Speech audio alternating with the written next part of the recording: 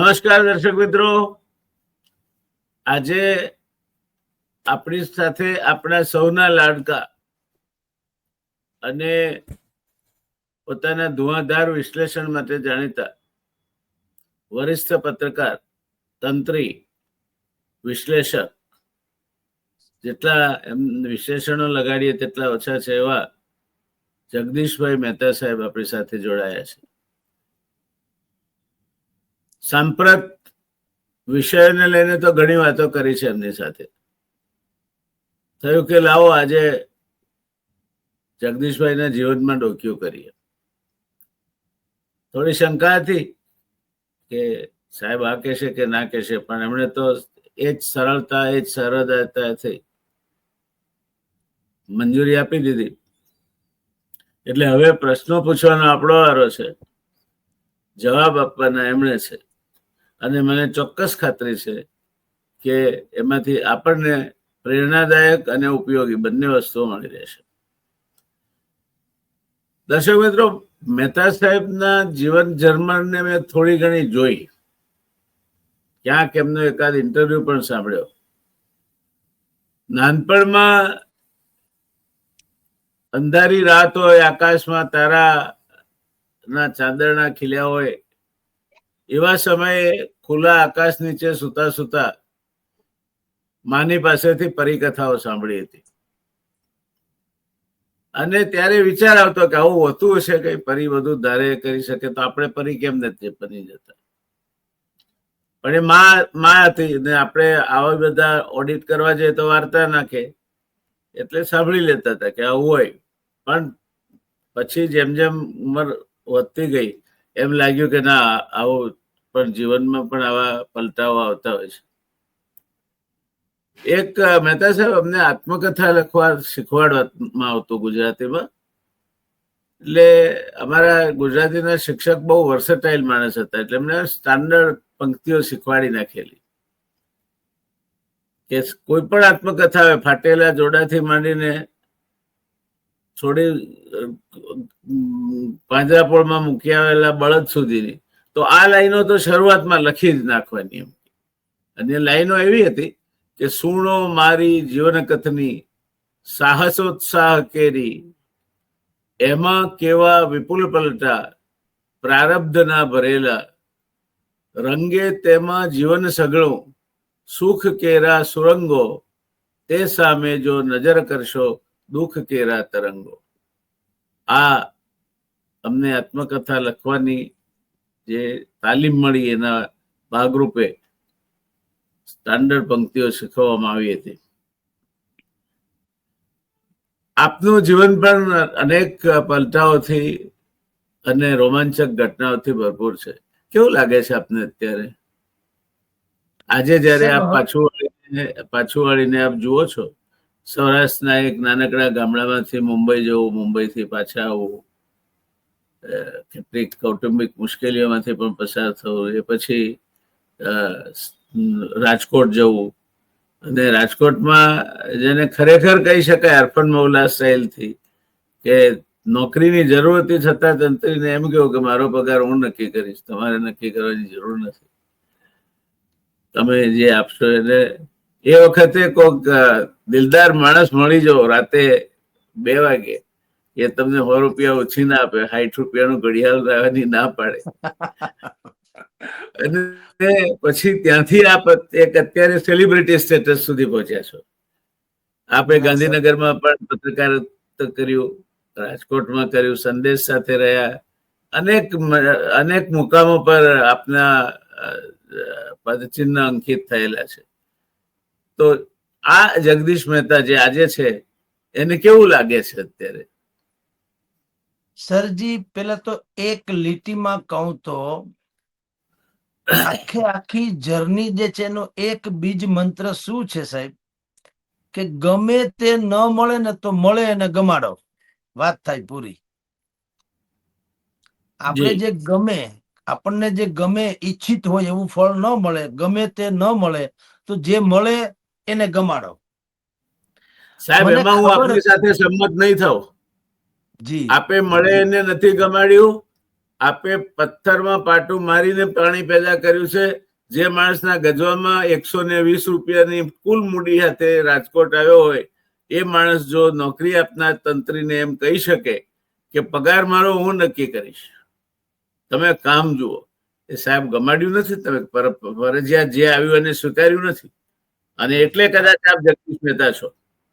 જી sir, કદાચ એ આપનું આંકલન છે, પણ હું જે કહું છું, મેં જે સ્થિતિ અનુભવી મને એ ગમી ગઈ. એમ મને ક્યારે એવું ન લાગ્યું કે હું બસ સ્ટેન્ડના બાકડા ઉપર સૂતો છું તો મને કોઈ પીડા છે, હું ધર્મશાળામાં સૂતો છું તો મને કોઈ પીડા છે, મારી પાસે ખારીસિંગ ખાવાના પૈસા નથી મને કોઈ પીડા છે, કુછ નહીં હે.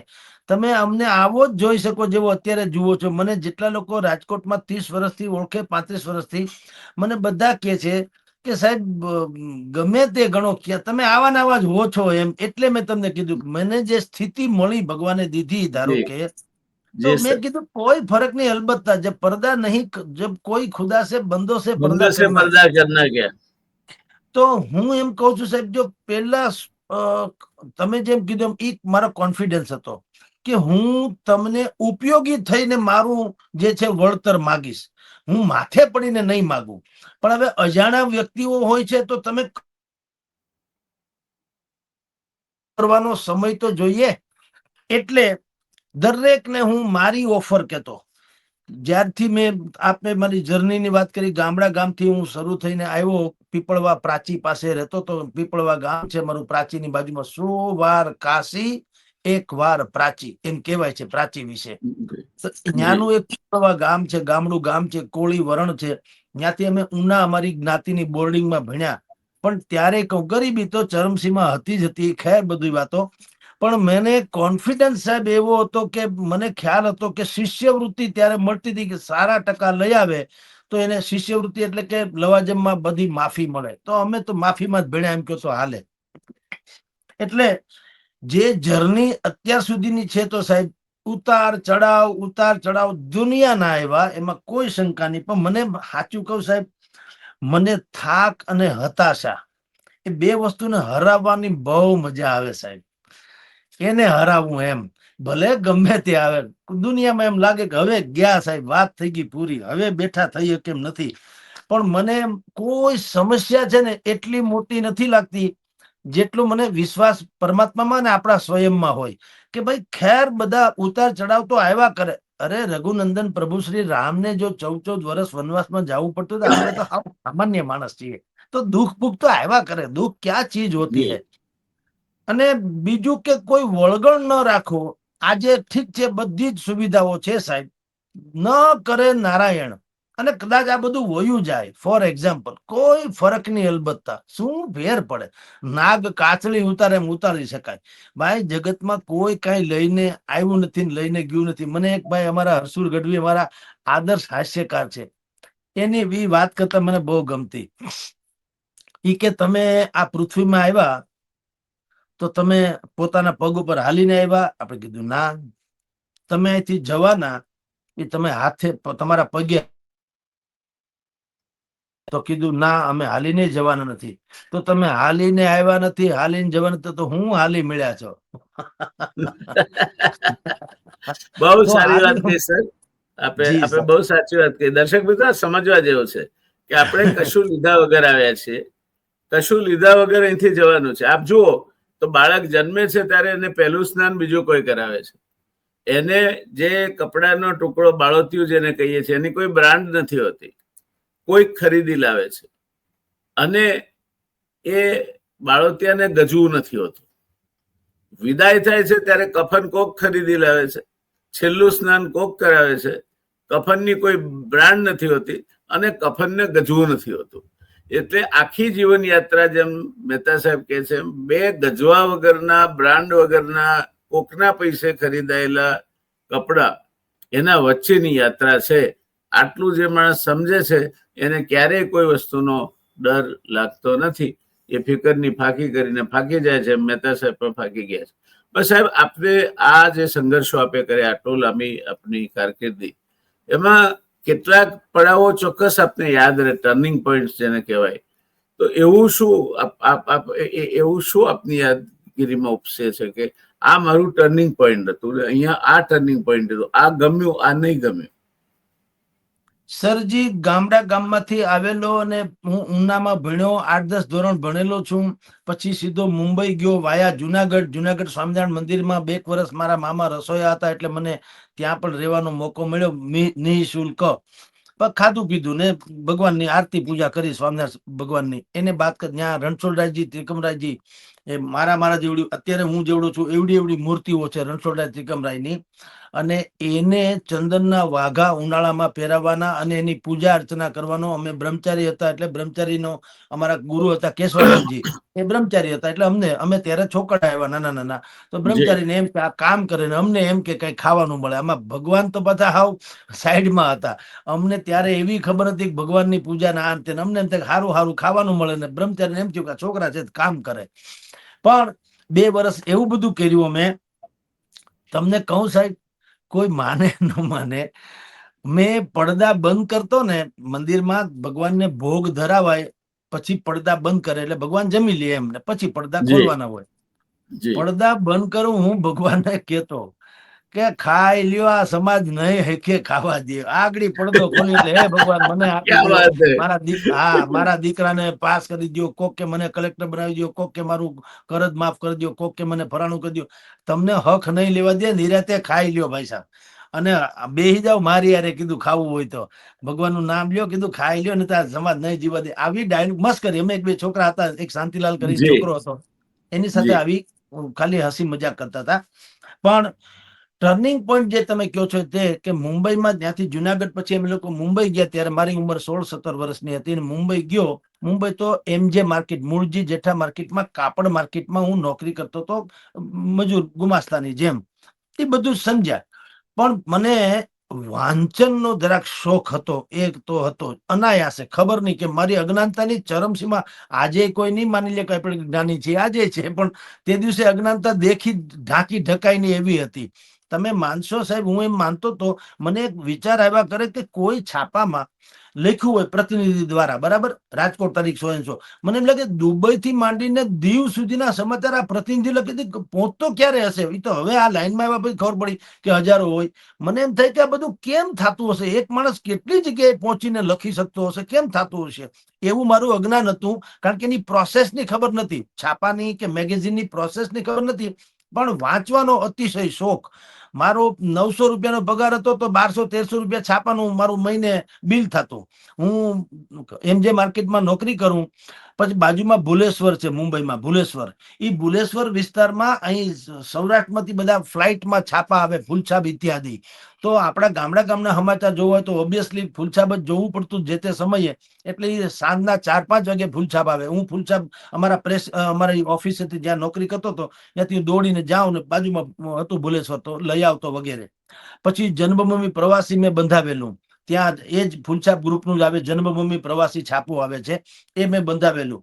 પણ પછીથી ટર્નિંગ પોઈન્ટ જો વાંચવાનો શોખ તો ખેર હતો, એ સ્વાભાવિક છે, પણ શું કામ વાંચતો તો શું થઈ શકે ખબર નથી. પણ એનું ઘડતર જેને કહેવાય જર્નાલિસ્ટિક એંગલથી એ કરાવ્યું હસમુખ ગાંધીના સમકાલીને સાહેબ. વાહ, ક્યાં ગુરુ પણ કેવો મળ્યો તમે. જી સર. અને મનોમન, હવે એ તો એવડી મોટી હસ્તી હતા કે આપણે ત્યારે સ્વપ્ન ન વિચારી શકીએ કે આપણે ક્યારેક એના દર્શન કરી શકીશું અથવા એની યારે કામ કરશું, વાંકાત રાહું ગમે તેમ. પણ મારી એક વ્યાખ્યાથી મેં શીલાબેન ભટ્ટને કીધેલું, કાંતિ ભટ્ટને, અમે અભિયાન મેગેઝિનમાં સાથે હતા ત્યારે. મારું તો VIP પટ્ટાવાળા જેવું હતું. કાંતિ ભટ્ટનો ચહીતો માણસ, એટલે મને કોઈ પાણી ન માગે, પણ મારી કોઈ બીજી કોઈ પોસ્ટ નથી. VIP પટ્ટાવાળો કાંતિ ભટ્ટ જ્યાં જાય ને મારી બેગ ઉપાડીને જવાનું, શીલાબેન જાય રિપોર્ટિંગ કરવા બેગ ઉપાડીને જવાનું વગેરે. પણ મને બહુ સારી રીતે સાચવતા હતા, એમાં કોઈ સંદેહ નહીં. કાંતિ ભટ્ટે અમારું ઘણું ઘડતર કર્યું એમ કે ચાલે. ભીખેશ ભટ્ટ અત્યારે સંપાદક હતા, બહુ બ્રિલિયન્ટ વ્યક્તિત્વ અને શાલીન વ્યક્તિત્વ, ગુજરાતી સાહિત્યમાં અત્યારે વિદ્યમાન છે, રાજકોટ આપણે અમદાવાદમાં છે. તો એ બધાની સાથે કાંતિભાઈના આખા પરિવારથી પરિચિત છું. બિલકુલ સર, બિલકુલ. તો આ બધાની લોકો, કેતન પારેખ અમારા મેનેજર હતા, ને અવિનાશ પારેખે અભિયાન મેગેઝિન શરૂ કરેલું, બાંદ્રામાં ઓફિસ હતી. તો મને વાંચનનો શોખ, એટલે કાંતિ ભટ્ટને એ ખબર કે આ છોકરો વાંચે છે બહુ, એટલે એને શીલાબેન ને જમાના અમારી તો બધી મુલાકાત જગ જાય છે, થોડી લાંબી વાત થાય એટલે નહીં કરું, પણ એને એમ કીધું કે આની પાસે આમ અનપોલિશ્ડ હીરો છે. આજે મન મૂકીને વર્ષો આપ. તો જી સર. વાત એવી હતી કે મને એમ થાય કે છાપાની મને ગમ્યું ખરું. એ મેં ટ્રેનમાં આવું બોમ્બે નોકરી કરવા, MJ માર્કેટમાં દહીસર થી, તો ટ્રેનમાં ત્યાં પ્રસિદ્ધિ કરવાનું એકમાત્ર માધ્યમ આમ તમે જુઓ તો જે અંદર ઇન્ટરનલ ઓલી જે ટ્રેન છે ઈ છે. તો ટ્રેનમાં મેં પોસ્ટર વાંચ્યું કે અભિયાન મેગેઝિન શરૂ થઈ રહ્યું છે, તમારી સાથે તમારી સામે સત્યની સાથે સતત, એમ અભિયાન મેગેઝિન શરૂ થઈ રહ્યું છે કાંતિભટ્ટ શીલાભટ્ટની તંત્રી પદ હેઠળ વગેરે. મેં એક પોસ્ટકાર્ડ લખ્યું અને એમાં શું શું મેગેઝિનમાં હોવું જોઈએ એવું બધી મેં વળી એમાં બધી સલાહ, તો આ છે ને ગાળ અને સલાહ એ આપવાની જ થાય. તો મેં એને સલાહ લખી, આવું આવું હોવું જોઈએ, તંત્રલેખ હોવો જોઈએ, ને સાત્વિક હોવું જોઈએ, ને એક પછી કવર સ્ટોરી હોવી જોઈએ, ને સ્પોર્ટ્સ હોવું જોઈએ, ને ફલાણું ઢીકણું.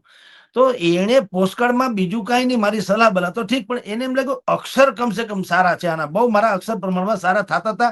આજે થોડા થોડા ઠીક અક્ષર થાય છે સાહેબ. અહીંયા હું રાજકોટ આવ્યો ત્યારે તમને કહું, અકીલા દૈનિક અત્યારે બી નીકળે છે, હાહાકાર છે, એમાં કોઈ શંકા નહીં. કિરીટભાઈ ગણાત્રાનું.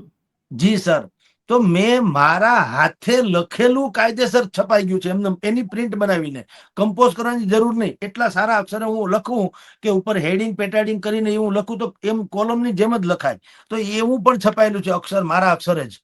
તો અક્ષર સારા થતા એટલે કાંતિભટ્ટ શીલાભટ્ટને એમ કે ભાઈ આ કોઈ એક મુરબ્બી, ભલે પોસ્ટકાર્ડ લખ્યું એટલે એને ખબર નહીં હું કેવડો હોય છે, એને એમ લાગે કોઈ એક આટલું બધું એને લખ્યું છે કે આવી કવર સ્ટોરી ને આવું સ્પોર્ટ્સ ને આવું ફલાણું નવલકથા ને ફલાણું હાસ્યલેખ ને બધું લખ્યું, એટલે આ લાઈનનો કોઈ જાણકાર લાગે.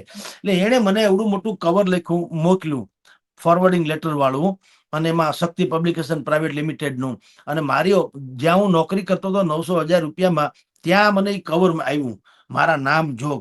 તો શેઠે ચમકી ગયા, હું પછી ચમકું, શેઠે ચમકી ગયા કે આ આપણી ત્યાં મજૂર નોકરી કરે છે ગુમાસ્તાની જેમ, ને કાંતિભટ્ટ અને ટપાલ લખે એવું કોઈ દી બને? પણ અને ત્યાં મુંબઈમાં ઈ એક પાછી મજા છે સાહેબ, ત્યાં પ્રાઇવસીની વેલ્યુ બહુ. તમારું કવર કોઈ ખોલે નહીં સાહેબ.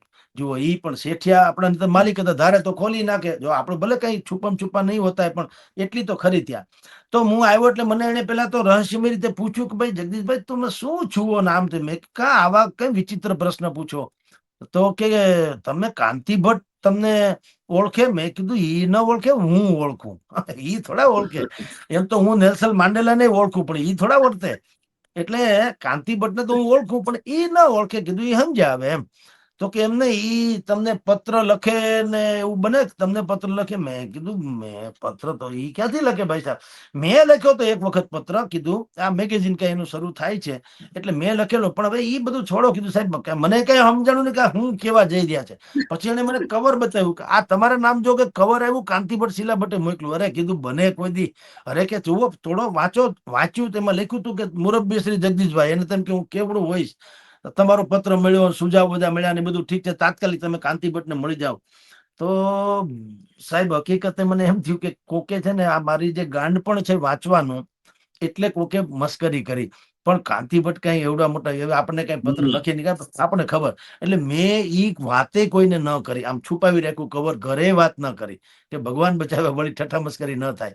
થોડાક દિવસ થયા, 15 દિવસ થયા, પાછો પત્ર આવ્યો ફોરવર્ડિંગ લેટર સાથે. એમાં તો ડમી ઇસ્યુ પણ મૂક્યો, શીલાબેન કાંતિભટ્ટ ફોરવર્ડિંગ લેટર શક્તિ પબ્લિકેશન પ્રાઇવેટ લિમિટેડ નો, કે આ મોરબી જગદીશ આ અગાઉ તમને પત્ર લખ્યો તો મળ્યો હશે, કદાચ ન મળ્યો તો આ મળી જાય, કાંતિભટ્ટ તમને મળવા માંગે તાત્કાલિક મળી જાય. હવે તો જાડું થયું, શેઠ નહીં થયું, કાં તો ગજબ કહેવાય. પછી મને એમ થયું કે હાલું હવે કાંઈ કહેશે તથ્ય તો, પણ હવે આવું તો કેમ બને એમ. પછી મેં લુપાતા છુપાતા દહીસર ગયો. દહીસરમાં અમે જ્યાં રહેતા હતા, ઝુંપડપટ્ટી જેવું છે, એ તો રાવલપાડા વિસ્તાર છે, ત્યાં હું રહેતો હતો. ત્યાં પબ્લિક ફોન, ત્યારે એવડા લાંબા પબ્લિક ફોન આવતો, 1 રૂપિયાનો સિક્કો નાખીને વાત થતી. તો એક દુકાનની પાછળ જસ્મીન વાઇન કરીને, અમારા જ નાતની હતી દુકાને, જસ્મીન વાઇન ની પાછળ એક અવડું પાછળના ભાગમાં મોબાઈલ અરે આવો ફોન રાખતા, પબ્લિક ફોન. મેં 1 રૂપિયાનો સિક્કો નાખીને કાંતિભટ્ટને ફોન કર્યો. મને શું હતું કે ન કરે જો કાંતિભટ્ટ સાહેબ કઈ ઠપકો આપે તો અમારા બે વચ્ચે વાત રહી, ત્રીજો કોઈ સાંભળે ને જાન છૂટે. એટલે મેં એને ફોન કર્યો કે સર જગદીશભાઈ મહેતા બોલું છું દહીસર થી. તો કાંતિભટ્ટે કીધું કે ઓહો, જેના અક્ષર એમ કે મોતીના દાણા જેવા થાય છે, તે જગદીશ બોલે છે એમ. એટલે મેં એને કીધું કે સાહેબ ખાલી અક્ષર જ છે મોતીના દાણા જેવા, બીજું કાંઈ છે નહીં. એટલે તમને માનતો નથી તમે મને ફોન કર્યો, પણ મેં એટલા બધું છુપાતા છુપાતા ફોન કર્યો છે, પણ અક્ષર સિવાય કાંઈ છે નહીં, અક્ષર જ્ઞાને નથી. ભણ્યા નથી કીધું. અરે કે તમે તાત્કાલિક આવો કે અમારી કાંદિવલી ઘરે આવો, પછી આપણે વાત કરીએ. હવે તો કન્ફર્મ થયું એટલે હું બીજે દિવસે એના ઘરે ગયો કાંદિવલી. કાંદિવલીમાં એની ગેલેરીમાં આમ હિંડોળે હિંચકતા હતા, મોઢું રોડ ઉપર હતું, હું એનો દરવાજો પાછળ હતો, એટલે પાછળ આવીને મેં પેલા તો 5-10 મિનિટ એને ઉભો રહ્યો સાઈડમાં અને જોયા કરી. મૂળાના પાંદડા ખાતા હતા. તો મને એને કીધું કે બોલો ભાઈ. મેં કીધું જગદીશ મહેતા દહીસરથી આવું છું. અરે અરે ઓહો, તો તમે જગદીશ મહેતા છો? કારણ કે તૈયાર 16-17 વર્ષની મેં કીધું મારી ઉંમર. એટલે એને શીલાબેન ને બોલાવ્યા અને શીલાબેન ને કીધું કે આપણે જેને મુરબ્બી કહીએ છીએ આવ્યા જોવા હોય તો શીલાબેને કીધું શું વાત છે. પછી મળ્યા અમે લોકો. પણ મેં ટગર ટગર જોયા. આમ જુઓ ને તો મારી લાઈફમાં મને અમિતાભ બચ્ચન જોવાનું આકર્ષણ નતું, એટલું કાંતિ ભટ્ટને જોવાનું હતું સાહેબ. કારણ કે આ આપણા ભીષ્મ પિતામાં પત્રકારત્વની દુનિયાને હું અનાયાસે મળેલો. કાંતિભાઈ અને શીલાબેન એ મારા અત્યંત અંગત મિત્ર વર્તુળમાં બંને પતિ પત્ની આવે. જી સર. તો હું ટગર ટગર જોઈ રહ્યો તો મને કાંતિ ભટ્ટે કીધું શું જુઓ છો જગદીશભાઈ આવી રીતના? મેં કીધું કે કોણે કીધું કે સિંહ ખડ નથી ખાતો? એ કહેવત ખોટી છે. તો કે કેમ? આ તમે મૂળાના પાંદડા ખાવ છો તો ઈ ખડ જ કહેવાય, અને તમે તો સિંહ છુવત છાપાની દુનિયાના. સિંહ તો ખડ ખાય છે, આ ખાય છે. કોણે કીધું સિંહ ખડ નથી ખાતો? એટલે હસવા માંડ્યા.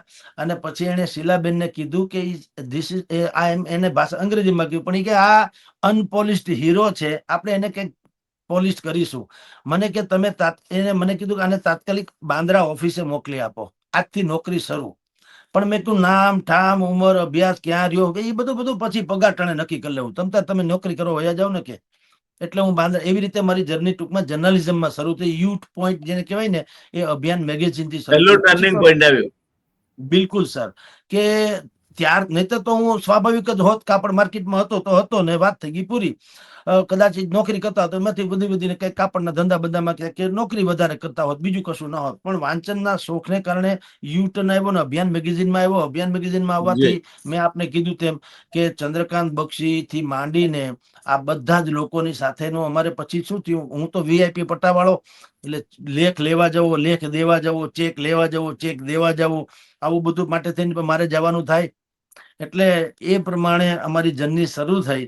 અને એમાં એક રોચક કિસ્સો છે સાહેબ, બહુ મજાનો છે. પણ હવે કે ચંદ્રકાંત બક્ષી પ્રિય નિકી નામની એક નવલકથા શરૂ થઈ.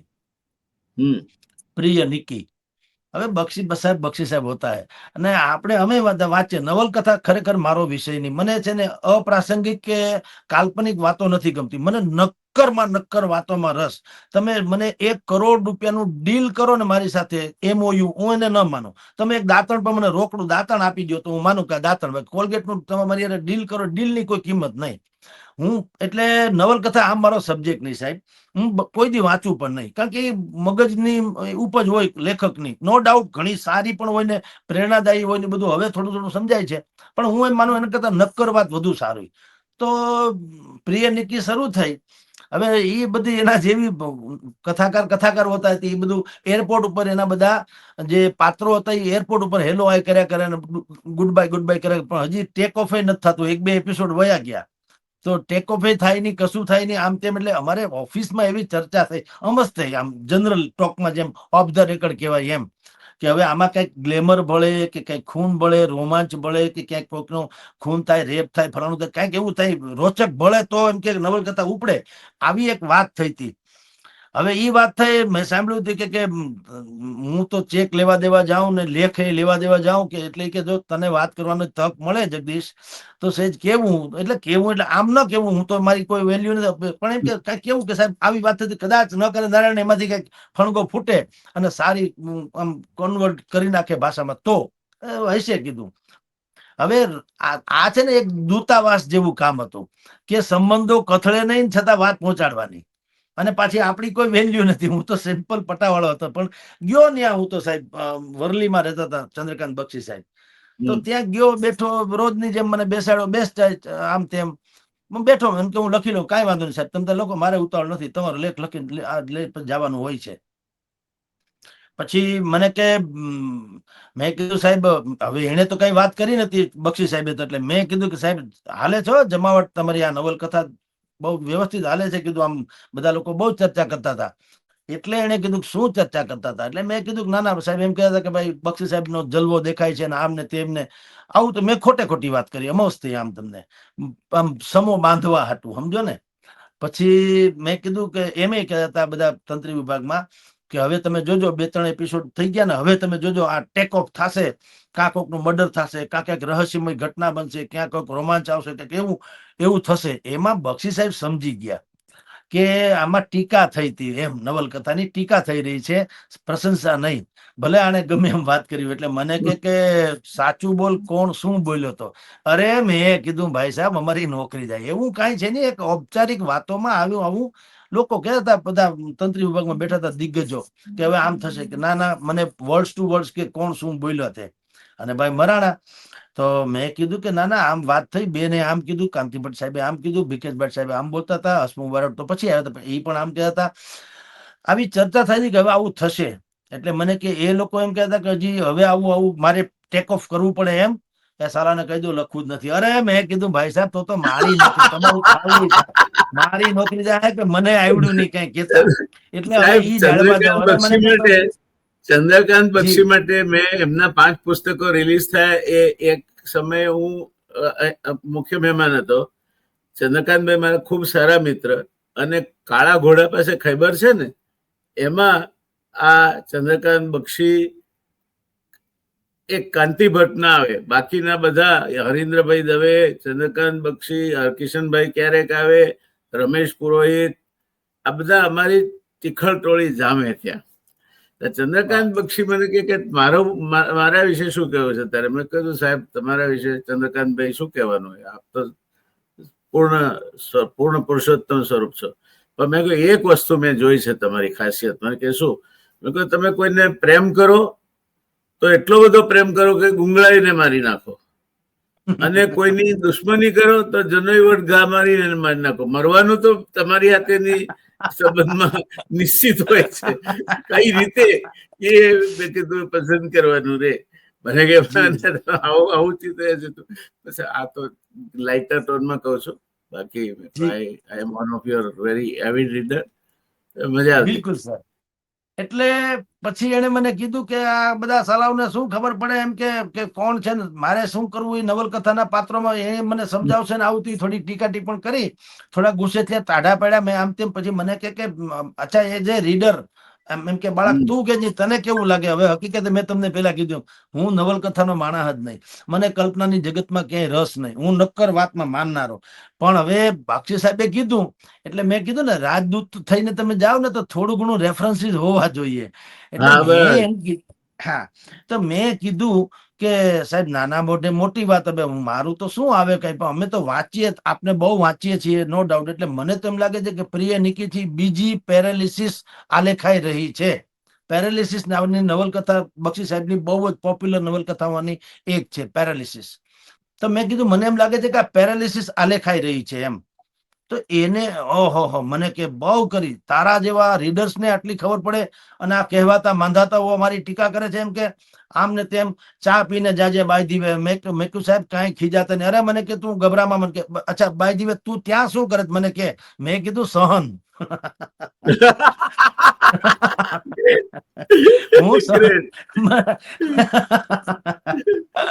મને કે કાંઈ સહન કરવું નથી, આવતો રે હું તને સમકાલીનમાં રખી દઉં. મેં કીધું સાહેબ હું ભણ્યો નથી, જવા દે, માન મેળ પડ્યો. હવે તમે તારે ચા પાઈ દો ને લખી દો, હું લઈ જઈશ અને મજા કરો સાહેબ. તમારું બધું દિગંત જ હોય છે.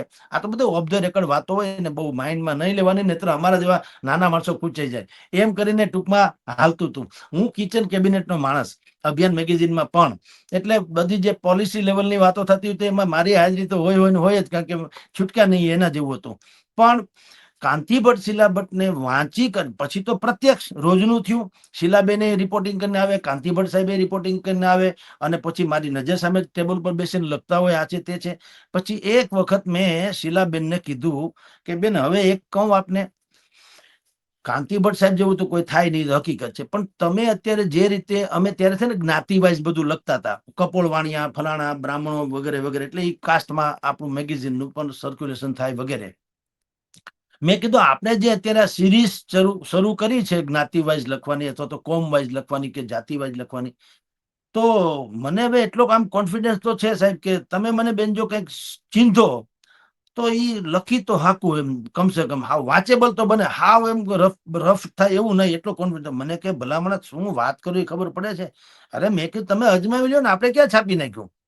તમે મને ખાલી એક કોઈ પણ એક કોમનું નામ આપો, બીજું કાંઈ નહીં કહેવાનું. નહીં તો મારી પાસે તેની સાયકલ નહીં, મને કોઈ ભોજ્યભાઈ ઓળખે નહીં, કુછ નહીં. મેં તમારે એક જ્ઞાતિનું નામ આપો, રફ એન્ડ ટફ જે મનમાં આવે તે. પછી હું છું ને નાચ છે ક્યાંથી હું એ તમે ભૂલી જાઓ. તો મને કે ફોર એક્ઝામ્પલ કપોળ વાણિયા, હાલો બસ પૂરું, હવે એક અક્ષર બોલતા નહીં, હવે હું છું ને કપોળ વાણિયા છે, લડી લઈશ મારી રીતે. એમ કરીને કપોળવાણિયાના જ્ઞાતિમાં એના પ્રમુખોમાં એને મળ્યા કાર્યવા, એની પાસે પાછો દરેક પાસે પોતપોતાના ઇતિહાસ તો હોય જ. એમ કરતા કરતા મેં આર્ટિકલ લખ્યો બી ખરો. પછી કાંતિ ભટ્ટ એને મઠ્યારો, એમાં ના નહીં, કારણ કે એ તો સ્વાભાવિક છે. પણ એને કીધું શીલાબેનને કે કચરા પેટીમાં નાખવા જેવો નથી, ફૂલદાનીમાં ગોઠવવા જેવો તો છે જ. આર્ટિકલ આપણે ભલે પોલિશ કરીએ છીએ પણ ફૂલદાનીમાં ગોઠવવા જેવો છે. સરસ લઈ આવ્યો છોકરો, કામ તો કર્યું છે. આમ કરીને ટૂંકમાં શરૂ થયું, બાયલાન સાથે છપાયેલો સર અભિયાન મેગેઝિનમાં. ગ્રેટ. પછી તો એક બે વખત કાંતિ શીલાબેને પણ એક મેટલમાં મારો ઉલ્લેખ કરેલો, અમારા દહીસરમાં રહેતા અમારા બહુ હોનાર પત્રકાર કે લાઈક ધેટ એવો. પણ ટૂંકમાં યુ ટર્ન જે છે એ અભિયાન મેગેઝિન થી શરૂ થયો. પછીથી તે અમે અભિયાનમાંથી યુ દર્શનમાં કામ કર્યું, એ બધું કર્યું, નો ડાઉટ. પણ એ અમારું જર્નાલિસ્ટિક નું સરાક શરૂ થયું એટલે 5 લોકો થોડાક ઓળખતા થયા, મોટા માણસો થોડાક ઓળખતા થયા. અને અમારી જ્ઞાતિનું પણ મેગેઝિન, જ્ઞાતિનું નાથલિયા ઉનેવળ બ્રાહ્મણ, એનું એક મુખપત્ર ઈ પણ થયું શરૂ. તો એના મને સહતંત્રી બનાવ્યા. તંત્રી હતા જ્યેષ્ઠારામભાઈ પાઠક કરીને, આજે વિદ્યમાન છે. તો અમે બંને એ જ્ઞાતિનું મુખપત્ર પણ શરૂ કર્યું. પણ પછી શું થયું, નામ બળે દર્શન ખોટે. એક તો કાવડિયા કાંઈ નંબરે, પગાર બગાર કાંઈ લેવો જેવો તેવો, અને નામ થોડુંક મોટું થઈ ગયું, નાતમાં બધા ઓળખે, બીજા બધા ઓળખે. એટલે મારે રહેવાનું કપડું, કારણ મારા ઘરે 10-15 જણા રોજના મહેમાન આવે. તમે ચા પાવ તો 50-60 રૂપિયાની ચા થાય. સૌરાષ્ટ્રનો રોટલો મોટો. બિલકુલ સર, ચા વગર તો જવા ના દેવાય. તો કમાણી કરતા તો બધું ખર્ચ વધી ગયો. એમાં વળી અમારા મેરેજ વગેરે થયા.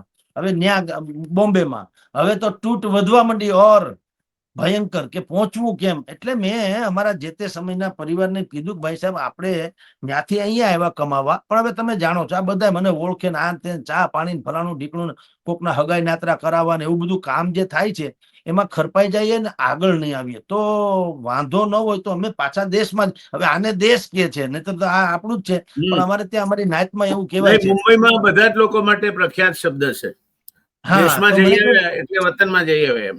વતનમાં. એટલે મેં કીધું ભાઈ તો આવું બધું છે મુશ્કેલી, તો આપણને અહીંયા હેરાન થવું એના કરતા બેટર છે કે આપણે દેશમાં જઈએ. ન્યાય લાખો લોકો કમાય જ છે ને. કીધું તો ક્યાંક હવે મુંબઈ જેવા ગામમાં જો ચરી ખાધું તો અહીંયા ક્યાંક થઈ જશે. કીધું એમ કરીને હું મુંબઈ પાછો આવ્યો. એમાં મેં વૈયક્તિક રીતે ઘણું ગુમાવ્યું, પણ મુંબઈમાંથી અહીંયા આવ્યો ને અહીંયા ગામમાં પાછો આવ્યો. આમ તો દુઃખી થઈને આવેલો બધી રીતે, પણ આવ્યો તો આવ્યો. એમાં વળી ધીરે ધીરે કરતા અમારે ગામમાં એક નાની દુકાન હતી જે આજે છે. એ દુકાન હતી, મારા ફાધર ત્યાં બેસતા, અને એક ભાઈ ત્યાંથી નીકળ્યા, કનુભાઈ દેવાણી કરીને છે, એ દિનુભાઈ દેવાણી કેશોદના. એને ત્યાંથી નીકળ્યા અને એને વાતમાંથી વાત કરી કે મારે છાપાની એજન્સી છે, એટલે કે હું છાપા સર્ક્યુલેટ કરું છું, બધા વિતરણ કરું છું કેશોદમાં. છાપાનું નામ પડે એટલે મારા બાપુજીના કાન ચમક્યા, ભાઈ છાપાની તમારી વાત હોય તો મારો છોકરો મુંબઈથી હમણાં આવ્યો છે અને એ કે છાપા બાપામાં હતું કે છે, મારો વિષય નથી, પણ એમ કે તો એને ઉઠાડીને તમે એને કે કામે વળગાડી શકો. મને ઉઠાડ્યો ને પછી એને મને ચિઠ્ઠી લખી આપી. અહીંયા જય હિન્દ છાપું જે છે પ્રદીપભાઈ, હા જય હિન્દ. યશવંતભાઈ મારા મિત્ર છે, પરિવારને પણ હું સારી રીતે, બાબુભાઈના પરિવારને સારી રીતે ઓળખું છું. હા, એના ઉપર મને એને ચિઠ્ઠી લખી આપી અને પછી રાજકોટમાં મારું આગમન થયું ટૂંકમાં. અને એ કથા તો આપ જાણો જ છો કે ત્યાં તો ચિઠ્ઠી પછી જાય, કઈ એને આવશ્યકતા નહોતી પત્રકારોની. મને ખાલી બેવા દેતા હતા ને હું ખાલી ઉપર કે ને ભીખુદાન ગઢવી. આમાં એક વસ્તુ, એક કડી જોડાયા વગરની રહી ગઈ કે આપ અત્યાર સુધી પરિવાર સાથે છો મુંબઈમાં, અને અહીંયા હવે આપ એમ વાત કરો છો કે આપ એકલા ફરવા નીકળે, તો એવું કેમ થયું?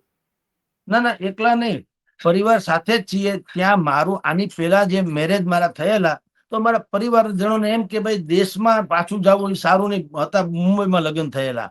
તો ભાઈ દેશમાં જવું સારું નહીં. એટલે સારું નહીં એટલે એમ કે ભાઈ હવે તમે ન્યા હું કામો હું કૂટો રામ જાણે, અહીંયા રહ્યો તો વધુ સારું. એટલે થોડાક રિહામણા બનાવણા જેવું થયેલું એટલે હું ત્યાંથી અહીંયા આવ્યો. મેં કીધું કાંઈ નહીં, મારી જાતને સાબિત કરીને પછી તમને કહીશ, તમને સુખી સંપન્ન હો તો વેલકમ, નહીતર પછી દેખતે હે. પણ હવે એવું છે કે અહીંયા કમળમાં અમને કાદવમાં ખૂપે જ જવું અને પછી આપણે બધા દુઃખી થાય એનો શું મતલબ એમ.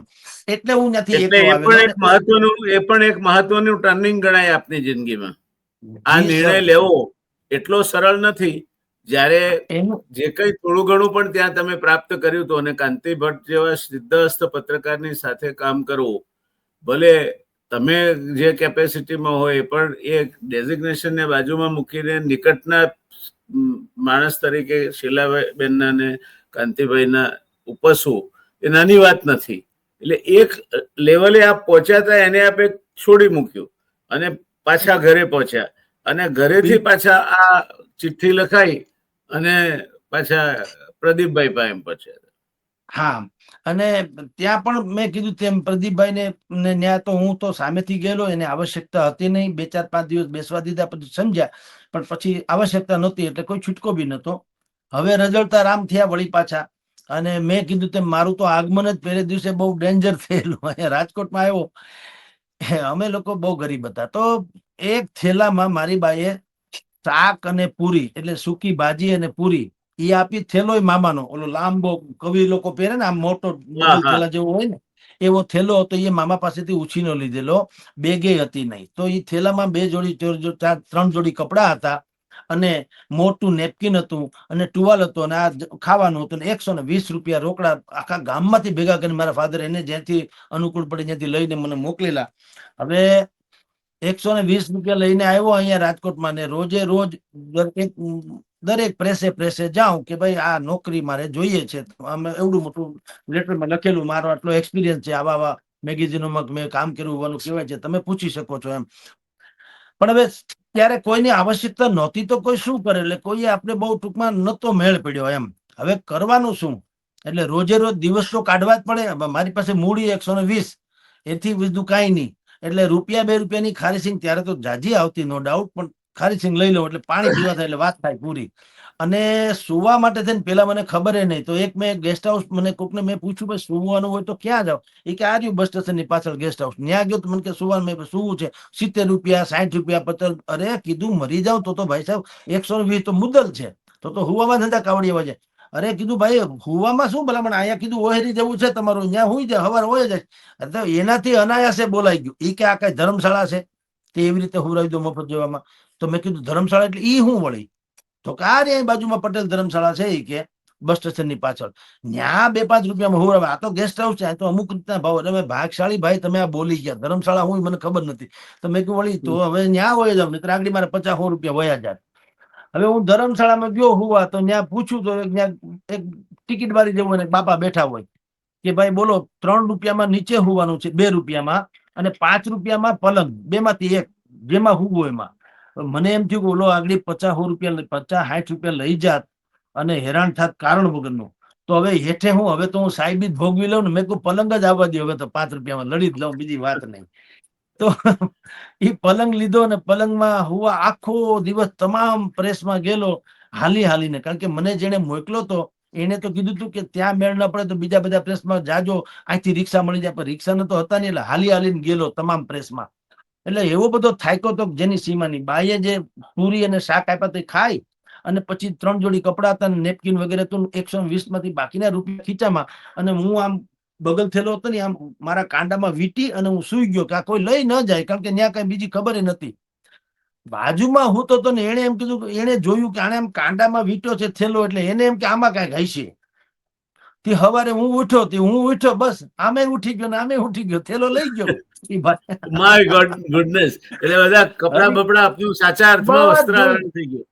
હરિઓમ વસ્ત્રાહરણ પહેલે જ દિવસે બોણી જ રાજકોટમાં. હાલે લે. મેં કીધું કે બહુ કરી. મેં તો ઓલા ભાઈ પટેલ ધર્મશાળાના જે તે સમયના કઈ હતા બાપા, એને મેં કીધું ભાઈ મારો કોઈક થેલો લઈ ગયું. હવે એ કે ભાઈ અહીંયા તો બધા દરેક પ્રકારના લોકો આવતા હોય, લઈ ગયા હશે, તમે બાજુમાં જો પોલીસ ચોકી અહીંયા ફરિયાદ કરો. અરે મેં કીધું ભલા માણા, હવે આમાં કોણ સુને ફરિયાદ, આપણું કોણ સાંભળે. કીધું એ તો ગયું, વાત થઈ ગઈ પૂરી. હવે મેં એને મારી કથની કીધી ભાઈ આવું છે, હવે હું પહેરે લુગડે છું. અને મારે થોડાક દિવસ કાઢવા પડે એમ છે. જો તમે મને કંઈક મદદ કરો તો દિવસો નીકળી જાય, તો કંઈક લડી લઈશ પણ મદદ. ઈ કે કાંઈ વાંધો નહીં ભાઈ, આવું હાલ્યા કરે. પણ હવે કામ કરો, તમારે રાતે પહેરવું તો આ જેમ ધાબળા જેવું હોય, આ એક લુંગી જેવું છે પહેરી લેજો, એનું કપડા બોળીને હૂકવી દેજો, હવારે પહેરી લેજો ને એવું કરવું તો હકાવો તો હકાવો, મને વાંધો નથી. આમાં શું છે, આમાં ઘાયલ ટીગત ઘાયલ જાણે. નાના હા. માણસોને જ બધી ખબર હોય કોકને દુઃખ કેવું હોય છે, એટલે એવા જ લોકો ખપ લાગે. હવે એ બધું પૂરું થયું, થોડાક દિવસ એમને હાલતા થયા બધું કમઠાણ. પછી એ ખબર પડી કે આવી જ ધર્મશાળા એક જે છે એ પટેલ ધર્મશાળા, નવી ધર્મશાળા ગોંડલ રોડ ઉપર છે. તો એમ કે એ પ્રમાણમાં સારી છે, એમ થોડીક નવી છે એમ કીધું. ભાવ બધા સરખા હતા. હું તો વળી ન્યા હુવા ગયો, ન્યા રેટ સરખા, 2 રૂપિયા 5 રૂપિયા એવું. તો હવે જે 100 રૂપિયામાંથી રોજે રોજ જાઓ, પત્રકારોની વાત કરું ક્યાંક પ્રેસે જઈને, કોઈ બધા હેલો હાય કરે, પણ કઈ હા નથી પાડી. એટલે ત્યાં એક રસ્તામાં સૂર્યમુખી હનુમાનજી આવે છે, એ ભગવાનનું મંદિર છે. તો હું એને રોજ ઠપકો દેતો ફરું, આમ કારણ વગરનો. આમ તો એટલે કીધું શરમાવ કીધું, માણા થાવ તમે, તમારી પાસે આમ ઉડીને ગમે ત્યાં વયા જાવ છો એરોપ્લેન લઈને. આ અમે સુદામા અને નરસિંહ મહેતા થી જગદીશ મહેતા, અમારે હતું હેરાન જ થવાનું. આવું તે હોય કઈ, કીધું કઈક શરમ ના આવે એવું ઠપકો આપીને જાઉં. એને હું ફ્રેન્ડ માનતો હતો, મિત્ર. ભગવાન પૂછે નહીં, મિત્ર. નહીં, અને પછી હનુમાનજી વયો સાથે જાઉં. અમે મિત્રાચારીનો સંબંધ ઘણા રાખતા હોય છે સર. આપ મે બી મુંબઈમાં રહ્યા, આપ મુંબઈમાં રહ્યા, એ જ મુંબઈનો એક કિસ્સો આપને કહું, આગળ જી વધીએ તે પહેલા. એ કિસ્સો એવો કે છે કે ગુજરાતી વાણીઓ ને મુંબઈમાં રહેતો હનુમાનને હાથ જોડી રોજ રોજ કહેતો કે દયાળુ બાપ, સમજો મારી ભીડ, જો 5,000 આપો તો ટળે બધી પીડ. ભીડ, 5,000 ની સોંગવારીનો જમાનો હતો, 5,000 ની લોન જોઈએ. કરો એ શું બદલામાં? તો કે દર શનિએ પૂજા કરું, પાઈ નું તેલ લાવી તારા ચરણોમાં ધરું. હવે હનુમાનને કઈ રોજ રોજ આ મથ્યો રે તે કંટાળ્યા બાપજી તો. અને હનુમાન તો રુદ્ર સ્વરૂપ ધારણ કર્યું. રોજ રોજ આવું સાંભળી હનુમાનને ચડી રીસ. પથ્થરમાંથી પેદા થયા, બોલ્યા નાખી રીડ કે અલ્યા મૂરખ, મારી પાસે જો હોત 5,000 તો બંધાવતના એક હોજ કે જેમાં તેલ ભરીને ધુબકા મારે રોજ. તો આપ હનુમાનજી પાસે માંગતા હતા ત્યારે આપને આવું નહીં થયેલું કે આની પાસે હોત તો ઉભા કરવા રહેતા દાદા અહીંયા? પણ મને ખબર હતી કે આ ઈશ્વર નામની મૂર્તિ એવી છે કે એને તમે ગમે એમ ઠપકો આપો, એ સામે તમારું અપમાન નહીં કરે. ના, નહીં કરે. બીજા બધામાં શું છે કે આપણે કોકને કહીએ ને આપણી તથાકથિત આત્મવિશ્વાસની વાતો, તો ઠઠ્ઠા મસ્કરી પણ કરે અને કંઈક પણ વધુ કડવું બોલે. હા, આ કમસે કમ એટલું તો ખરું કે એને સાંભળવું, ન સાંભળે કઈ નહીં, આપણા ભાઈ. પણ એ સામે તો કઈ કહે નહીં. એટલે હું રોજ અમે દર્શન કરીને જાઉં, પછી કહું. ત્યારે હજી બહુ 4 વ્હીલ નો જમાનો બહુ નતો, બધા 2 વ્હીલર બહુ હતા જી, રાજકોટમાં. હવે તો બધા 4 જી, વ્હીલ નો જમાનો છે. તો હાજી. હું જોઉં બધા 2 વ્હીલર લઈને જાય. એટલે ભગવાનને હું હનુમાનજી હજી હું તો મિત્ર જ માનું છું. હમણાં જયારે ફ્રેન્ડશિપ ડે ગયો ત્યારે હું રાજકોટમાં અમારે 2 મંદિરમાં દર્શન કરવા ગયો તો. હું મારી ઢીંગલી, મારી દીકરી બંને ગયા હતા. તો મને એને કીધું, ડેડી અહીંયા સુધી આપણે આવ્યા છે તો હાલો ને તમારા ઓલા ફ્રેન્ડ છે એના દર્શન કરી આવીએ. અરે મેં કીધું સારું થયું બેટા, હાલો જઈ આવીએ. અમે ત્યાં દર્શન કરવા ગયા, ત્યાં ગયા ત્યારે ખબર પડી કે આજે ફ્રેન્ડશિપ ડે છે. મેં કહ્યું લે સારું થયું વાહ! ફ્રેન્ડશિપ ડે હતા. પણ હા, હવે મને મિત્ર જ છે કાયદેસર. શંકર સૂર્યમુખી હનુમાનજી ગ્રેટ ફ્રેન્ડ છે. કારણ કે એને જી, કેટલાક એવી વાતો મારી જીવનમાં બની અહીંયા રાજકોટમાં આવ્યા પછી કે મને એમ લાગે છે કે એને મારી વાત સાંભળી લીધી. કારણ કે મારું તમે બે પેલું 2 જણા વ્હીલર છે. એકબીજાના સાક્ષી છો એમ. બિલકુલ સર, મારું પેલું 2 વ્હીલર આવ્યું એ બિલકુલ એની સામે જે હીરો હોન્ડાની એજન્સી હતી ત્યાંથી મને એક ભાઈએ અપાવેલું. અને અપાવ્યા પછી એને કીધું કે ભાઈ તમે કઈ ભગવાનમાં માનો છો? મેં કીધું હા, કેમ ન માનીએ. એ કે આ 2 વ્હીલર તમે લીધું ને, શ્રીફળ, ચુંદડી, નાળિયેર, પૂજા, અગરબત્તી, નજીકમાં કઈ મંદિર હોય ત્યાં તમારે પૂજા પાઠ કરીને પછી આંકવું હોય તો આંકજો. તો મેં તૈયાર આમ થોડીક મેં એને કીધું આટલામાં નજીકમાં એ કઈ આ રહ્યું સામે હનુમાનજીનું મંદિર છે, ત્યાં જાઓ. જોયું તો એ મારા ફ્રેન્ડ હતા, ત્યાં ઈ જ હનુમાનજી હતા. એટલે મેં એને કીધું વાહ વાહ, 2 પૈડા સુધી તો તમે તારે ખ્યાલ નાખ્યો, કમસે કમ પુગાડ્યા તો ખરા. એટલી તો હકીકત. Thank you D M. બરાબર. જી, પછી જે દિવસે મારે 4 વ્હીલ આવ્યું, જે તે છાપામાં હું નોકરી કર્યો કે મને શેઠે 4 વ્હીલ લઈ દીધી. તો એમાં હું કંપનીમાંથી લઈ ગયો ને શોરૂમ માંથી, તો થોડુંક જ પેટ્રોલ હોય. એટલે એને અમને કીધું કે ભાઈ તમારી આમાં પેટ્રોલ ઓછું છે, તાત્કાલિક તમે પેટ્રોલ પુરાવી લેજો, આમાં થોડુંક જ હોય, બુદ્ધિપૂર્વક રાખ્યું હોય એમ. મેં કીધું ભલે, તમે, મને આવડતી નથી 4 વ્હીલ. તમે ડ્રાઈવરને કીધું, એક મિત્ર હતો એને લીધો તો હારે. મેં એને કીધું નજીકમાં નજીક પેટ્રોલ પંપ ક્યાં હોય? મને કે કે સાહેબ લોધાવાડ ચોકમાં. તો લોધાવાડ ચોક એમ કે આ ગોંડલ રોડ થી જાય, લોધાવાડ ચોક આવે, ત્યાં પેટ્રોલ પંપમાં આપણે પેટ્રોલ પુરાવી. મેં કીધું તાત્કાલિક પેલા પેટ્રોલની વ્યવસ્થા કર.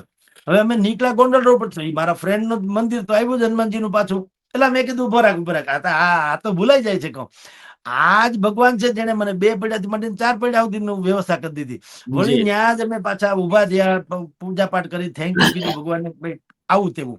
એમ અમારે સાક્ષી રહ્યા. પણ સરજી એની પેલાનો જે સમય હતો, જે વાત મને ઘણા લોકો, મેં 1-2 પોડકાસ્ટમાં વાત કરી તો એનો રિસ્પોન્સ આવ્યો ને, બધાએ વાત કરી કે આ થોડીક રસપ્રદ વાત છે, એટલે વાસ્તવિકતા છે, એમાં કોઈ નહીં, મેં તો સાંભળ્યું છે, એટલે આપ કહો. મારી જી સર. એવી, હું આપે હા નહીં કહ્યું હોત તો હમણાં ખણખોજ કરીને ત્યાં લઈ જવાનો હતો. જી સર, કે એટલે આપ બિલકુલ કહો. 100 રૂપિયા હતા. પછી ધીરે ધીરે રોજ 1 રૂપિયાની સિંગ અને 2 રૂપિયાનું સુવાનું, 1 રૂપિયાની સિંગ, 2 રૂપિયાનું સુવાનું, 3-3 રૂપિયાનો ખર્ચો રોજ થાય. હવે એ બધું થતા થતા થતા આમ તળિયા ઝાટક આવવા માંડ્યું. એમાંય પાછા મારી સાથે જે નવી પટેલ ધરામાં સુવા વાળા હતા, એ પછી મને ઓળખવા માંડ્યા. એટલે કે મારી વાત એને ગમે, અમે રાતના ભેગા થઈએ. હવે એ પાછા મજૂર ખરા, પણ દારૂ પીને આવે ને પછી કે સાહેબ બોલો તો મજા આવે, કઈક વાતો કરો. તો હું થોડીક સારી સારી વાતો કરું, જીવનમાં આવું બધું હોય ને, આમ ને તેમ ને. હવે એમાં એક વખત ભયંકર વરસાદ પડ્યો. વરસાદમાં ઈ ભાઈ પાછે પટેલ ધર્મશાળાની સામે એક છજ્જુ હતું દુકાનનું, એની નીચે બેઠો થથરે આમ. અને હું આવ્યો રાતના પલળતો, મેં એને જોયો. મેં કહ્યું હાલ જલ્દી સુઈ જાય ભાઈ, આવતો ને જલ્દી ઉપર, આમ તેમાં વરસાદ તો જો. તો મને કે સાહેબ તમે જાઓ નહીં, કે ભાઈ આમ. અરે મેં કીધું ભાઈ આ તું જોતો ખરો પરળી જાય છે ને. મને કે તમે જાઓ. તો મને અચરજ લાગ્યું, કેમ અહીંયા પરળે છે બેઠા બેઠા. મેં એને પાસે જઈને કીધું શું વાત છે, કીધું. ઈ કે સાહેબ આજ મારી પાસે પૈસા નથી, 2 રૂપિયા હોવાના. અરે રે, કીધું મર આવડી 5 મણની કાયા છે, 2 રૂપિયા એટલા પેદા ન કરી શકો આખા દિવસમાં. જો તમારામાં અમારામાં ફેરવું, અમે એક તો મજૂરી આમ કરી નથી શકતા, કારણ કે લગભગ ઉજળા લુગડા જેવા છે. એટલે એક તો, અને તું કરી તો હક જ, તો તમે હાટે દારૂ પી જાય છો. ધૂળ પડી તારા અવતારમાં, કે 2 રૂપિયા ત્યાં હાંચવાની, એમ કે ઠપકો આપ્યો. પણ એ માનતા હતા, અઠવાડિયું 10 દી સાંભળતા હતા મારું, એટલે છૂટકો નહીં. તો એને મેં 2 રૂપિયા આપીને પાછો ઉપર પટેલ ધર્મશાળામાં હું લઈ ગયો, અને એને સુવરાવ્યા અને બધી વાતોચીતો કરી. એમ કરતા કરતા અમારી પાસે જે 100 રૂપિયા હતા, તે દિવસે મારી પાસે છેલ્લા રૂપિયા પડ્યા હતા 6 રૂપિયામાં. 3 રૂપિયા મારા, 3 રૂપિયા એના, 1 રૂપિયાની સિંગ. વાત થઈ ગઈ પૂરી, કરડાટ ધોમ. હવે કઈ રહ્યું નહીં. હવે શું કરવું? હવે બીજે દિવસે પાછું હુવા તો ભેગું થવાનું. તમે ખાવ નહીં તો હાલે, હુવા ક્યાં જવું ને? કોઈના ઘરે તો કેમ જવાય? કોઈ ઓળખતું હતું નહીં પડછાયા સિવાય. હવે કરવું શું? રાતના વિચાર કરું શું કરવું. હુવા જાય તો પૈસા તો છે નહીં, અને ઓલા તો મારે આધીન હતા. મેં 2-3 દિવસે તો મેં એના પૈસા આપેલા દારૂડિયાનું, ને એનું કઈ નેઠું નહીં આવે, ન આવે. કરવું હું? તો હું પેલા મને એમ થયું કે હું કોઈને પણ વાત કરીશ ને, મારી પાસે કઈ હતું તો નહીં, એક ઘડિયાળ હતી જે તે સમયે. તો કીધું કોઈને કહો ઘડિયાળ લઈ લે કોક, તો 50-60 રૂપિયા આપે તો હજી 2-5 દી નીકળી જાય, તો વળી દેખે આગે આગે ગોરખ જાગે. મેં તમને વ્યાસ જે શરૂઆતમાં કીધું ને, કે મને હતાશા અને થાક એને હરાવવાની બહુ મજા આવે. કારણ કે મને એમ ખબર હોય, આમ અંદરથી ખબર નહીં કેમ, કે લડી તો હકું એમ છું, મને ખાલી ટકવા દો તમે, બીજું કઈ નહીં. જો ટકવા ન દો તો માથાકૂટ છે. હવે એ વેચવું કોને? કારણ કે ગમે ને તમે રાતના 12 વાગે કોઈને એમ કહો ઘડિયાળ લેવી છે, કોઈ માને, આપણને સજ્જન માણે, એ માને કે ચોર જ હોય, ક્યાંકથી લઈ આવ્યો હોય. હા, એટલે મને ઈ પણ રાત્રે વિચાર 12 આવ્યો વાગે કે કોઈ ના મને. 12 વાગે કોણ ઘડિયાળ વેચે ને? આવું કઈ હોય કઈ ને? તમે ગમે એવી વાત કરો, કોઈને ગળે ઉતરે? તો મેં કીધું આમ તો કરાય નહીં. પછી વિચાર કર્યો કે કામ કરીએ, પોલીસમાં જ જાઉં. પછી મને પકડીને પોલીસમાં નહીં જાય, કહેતા હું જ પોલીસમાં જાઉં. ભાઈ તમે કોઈ માણસ થઈ શકો એમ છો? એટલે લોધાવડ પોલીસ ચોકી છે, ત્યાં ગયો રાતના. હવે રાતના 12-12:30 વાગે તમે પોલીસ સ્ટેશન જઈને એમ કહો કે મે આઈ કમિંગ સર, ત્યાં તો ઓલાના કાન ચમકે કે અહીંયા કોઈ દી આવો કોઈ આવે ને, આવે તો કાં ગાંડો હોય ને કાં મૂરખ હોય ને, કાં બાકી રીઢો અપરાધી તો કમિંગ સર તો બોલે નહીં, કાં ઘરમાંથી કોઈ કાઢી મૂક્યો આ છોકરાને, એવું લાગે છે. એટલે મને કે ભાઈ આવ, એની ભાષામાં, ટૂંકમાં બીજી અમુક ભાષા તો અહીં કહેવાય નહીં, પણ હવે આવ કે બેઠા. મેં એને કીધું સાહેબ જુઓ, હું ગમે એને આ ઘડિયાળ વેચવા જાઉં, એને શંકા લાગે, અને શંકા એ વાજીબ છે, અને ઈ મને ચોર સમજે એટલે પકડીને તમારી પાસે લઈ આવે, તમે ધોકાપંથી કરવા ઉતરો, આ બધું પીંજણ થાય. એના કરતા હું તમને બિલકુલ નેકેડ ટ્રુથ, નગ્ન સત્ય કહું, હું એક બ્રાહ્મણનો દીકરો છું, મુશ્કેલીમાં છું. આ ઘડિયાળ તમે જો રાખો, 50-60 રૂપિયા આપો, તો હજી 2-5 દી નીકળે તો મારો કઈક મેળ પડી જાય. હું છું છાપા બાપામાં વહીવટ કરવાની વાતો છે, અને ઘરેથી કઈ મગાવાય એમ છે નહીં. હવે બધી વાત સાંભળ્યા પછી એને એમ થયું કે વાતમાં કઈક તથ્ય છે, પણ છતાંય ભરોહો બહુ કર્યા જેવો નહીં. આળો ગમે હોય કઈક લોચા લબાચા લાગે છે એટલે કે ભાઈ જવા દે ભાઈ, અમારે કઈ તારું સાંભળવું નથી, જે હોય તે. કમસે કમ મારવામાંથી બચી ગયા એમ કે ભાઈ આ કઈક હશે દુખિયારો જણ, હવે આપણે કઈ પડવું નથી, કઈક લોચા લબાચા લાગે છે. હવે એને મને જતો કરી દીધો. હવે હું તો એમને એમ કરવું હું, એટલે બસ સ્ટેશનમાં જઈને હું બેઠો. એક પછી એક બસ તો વય જ ગયું હોય ને, તો રાતના તો કોણ હોય, એટલે બસમાં બેઠો તો એક કોઈ હતું નહીં, બધા માણસો થોડા હતા ને, દુકાન એ ખુલ્લી હતી ને બધું હતું. એક પેડા વેચવા વાળો ભાઈ જે છે, પેડા વેચતો હતો, ઈ ક્યારનો જુએ ને, એને મૂળ શું હોય, એને આ રોજનું જુએ છે. આવા આવા લોકો અહીંયા આવે ને કઈ પણ હોય, ખીચા કાતરું હોય, દુખિયારા હોય, ગમે એવું હોય, બસ સ્ટેશનમાં બેઠા, ઈ ક્યારનો ત્રાહી નજરે જોયા કરે. અને બસ તો પછી એક બે આવી, તો એમાં હું તો ક્યાંય બેઠો નહીં, એટલે એને લાગ્યું કે લોચો તો છે, એટલે મારી પાસે આવીને બેઠો. કેમ ભાઈ ક્યાં જવું મને કે, એટલે મેં કીધું નરકમાં. કે કેમ નરકમાં? મેં કીધું એની બસ નથી એટલે હું અહીં હું કામ બેઠું, તમે કહી તો હકો નહીં, મારા નરકમાં જાઉં, નરકની બસ આવે તો જાઉં ને. નરકની કોઈ બસ છે નહીં, જે કઈ છે જુનાગઢ જાફરાબાદની છે, એટલે તું મને કહી ન હક કે તમે અહીં હું કામ બેઠા. એટલે એને થોડોક રસ પડ્યો, મને કે બહુ કરી તમે. મેં કીધું ક્યાંય જવા જોગ છે નહીં, તમે બે હું અહીંયા જો ટાઈમ નીકળે તો હવાર કેડે, પછી દેખતે હે કઈ કરશું. વળી શું થયું, એટલે મેં માંડીને વાત કરી. મને કે બહુ કરી. હવે મેં કીધું હવે હું, હવે જો થાય ખરી. તો કે તમે, મેં કીધું આ ઘડિયાળ લઈને ગયો તો આ ભાઈ પાસે, પોલીસ વાળા પાસે, એ મેં કીધું તમે જાણો છો કોણ શંકા, અત્યારે ભરોસો કોણ કરે? એટલે પણ એને કુદરતી દયા આવી કે કામ કરો, કેટલા રૂપિયાની તમારે જરૂર છે? મેં કીધું 100 રૂપિયા કોઈ આપે આ ઘડિયાળ ઉપર? આમ તો 50-60 જ. મેં તો કીધું 60 ની ઘડિયાળ, ઘડિયાળ કિંમતી નથી, ઘડિયાળમાં કઈ દમ નથી, પણ હવે 50-60 રૂપિયા કોઈક આપે તો રળી જાય, રાખી દઉં. હવે મેં આપને પેલા એ ન કીધું કે ઘાયલ કી ગત ઘાયલ જાણે. પટેલ ધર્મશાળાના માણસે જે મને હુવા દીધું, કે મને ઓઢવા દીધું ને વગેરે, જી. કપડા વેચાય એવી રીતે મદદ કરી, એમ આણે કીધું એક કામ કરો ભાઈ, આલ્યો આ 100 રૂપિયા. મને કે 100 રૂપિયા રાખો, અને તમારું જો ભલું થતું હોય તો કરજો તમારી રીતે. તો મેં એને કીધું અરે ભાઈ સાહેબ ઉભા બેહો, મેં એને ઘડિયાળ, મને કે મારે કઈ ઘડિયાળ બડિયાળ જોતી નથી. હવે કે મારે તો તમે હો, હવે મારે કઈ પાછા લેવાના તો થતા નથી. હવે હો માં કઈ મારું દળ ફીટે એમ નથી, પણ હવે તમારી વાત ઉપર એમ લાગી કે ખરેખર તમે કઈક દુખી તો લાગો છો, એટલે કે આ 100 રૂપિયા. મેં કીધું એમ નહીં, હવે તો તને આ ઘડિયાળ દીધે છૂટકો, પણ મારી પણ એક શરત છે. તમે આ ઘડિયાળ વેચી નાખતા નહીં, કે કોઈને આપી દેતા નહીં. હું તમારી પાસેથી છોડાવી જઈશ, ગમે ત્યારે હું છોડાવી જઈશ. અરે મને કે ભાઈ હવે આમાં કઈ છે નહીં ને, હું છોડાવી જાઉં રાખવું જવા દો, તમે તારે મજા કરો. મેં ના ના, એની કીધું એક મજા છે, હું છોડાવી જઈશ એમ કઉ છું, ભાઈ ક્યાં વાત રહી? તમે તો અહીં ધંધો કરો છો, મારું સરનામું નથી, તમારું તો છે. હું આવી મારી રીતે, અને ત્યારે હું તમને કહીશ કે તમે કેટલા વર્ષથી ભેળા વેચો? મને કે ભાઈ અમે તો ઘણા વર્ષોથી. તો હજી ઘણા વર્ષ વેચવાના ને? મને કે હા. તો હું છોડાવી જઈશ, મારે વરસની એટલી બધી જરૂર નથી, મહિનાની જ જરૂર છે અમુક, સમજો ને. આ 100 રૂપિયામાંથી મારું ઘણું નીકળી જાય. એમ કરીને હું નોકરીએ રહી ગયો. નૂતન સૌરાષ્ટ્રમાં એક ભાઈએ મને ભલામણ કે નૂતન સૌરાષ્ટ્રમાં હસુભાઈ રાવલે મને નોકરી આપી. મારો પગાર એને 150-200 રૂપિયા કંઈક નક્કી કર્યો, જે તે સમયની વાત કરું છું, કે શરૂઆતમાં આટલો, પછી આગળ. આ બધું નક્કી થયું એમાં એસટી નિગમના વડા હતા GS અલોરિયા સાહેબ કરીને. એની પ્રેસ કોન્ફરન્સ હતી. પ્રેસ કોન્ફરન્સ એસટી બસ ડેપોમાં જ હતી. અને તૈયાર તો મહિનો 1.5 મહિને થઈ ગયેલો. મારી પાસે 50 રૂપિયાની વ્યવસ્થા તો થઈ જ ગઈ હતી. શેઠનો પગાર આવી ગયો હતો, કોઈ ચિંતા નહીં. એટલે હું ગયો પ્રેસ કોન્ફરન્સમાં.